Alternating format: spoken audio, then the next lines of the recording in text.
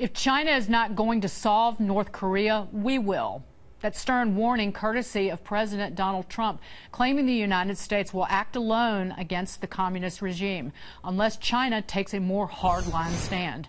As you know, the president is scheduled to meet with his Chinese counterpart Xi Jinping later this week, and the North Korean nuclear crisis is expected to be at or near the top of the list for discussion points. But in an interview with London's Financial Times, Trump stopped short of saying what he plans to do to North Korea, saying, quote, "I'm not going to tell you, I'm not the United States of the past where we tell you where we're going to hit in the Middle East."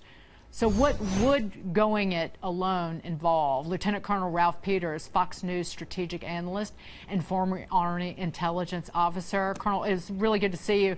Would we really go it alone, though? Wouldn't we have allies in South Korea and Japan? And what would this mean?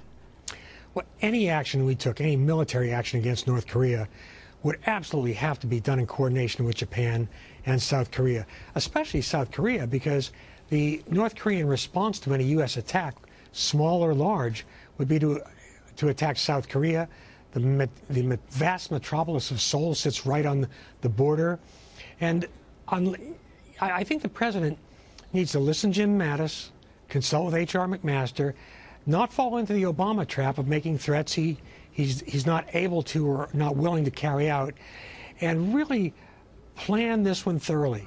Because while we're not there yet, Dagan, in the future we may have to apply military force to prevent North Korea from threatening the United States with nukes. That's in the coming years. If we do so, it's going to be hard. It's not going to be Hollywood surgical strikes. You're going to need to take out a vast network of nuclear facilities, many deep underground, dispersed, and even doing that would also require a successful decapitation strike on the regime. And again, Hollywood makes it all sound easy.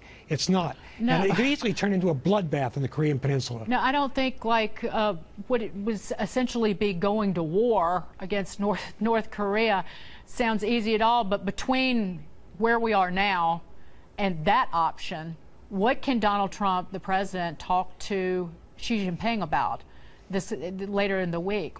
Is there any way to coordinate what we're doing with China?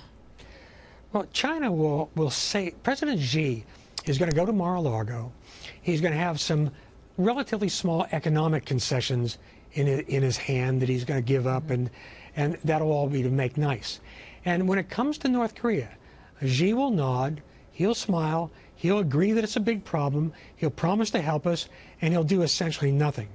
Because at the end of the day, China regards North Korea as an indispensable military ally should an eventual war occur between China and the United States. North Korea is a small country with a huge military. We'd whip them, but it would divert U.S. assets early on in the critical phases of a war.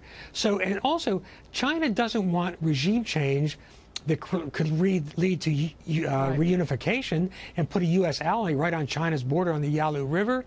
China doesn't want refugees from North Korea. Right. So while China doesn't like Kim Jong-un, they wish he were more sober and sane, they're not going to remove him because they fear that the alternative would be much, much worse. Great to talk to you as always, Ralph Peters. Colonel, take care of yourself. You too, Dagan.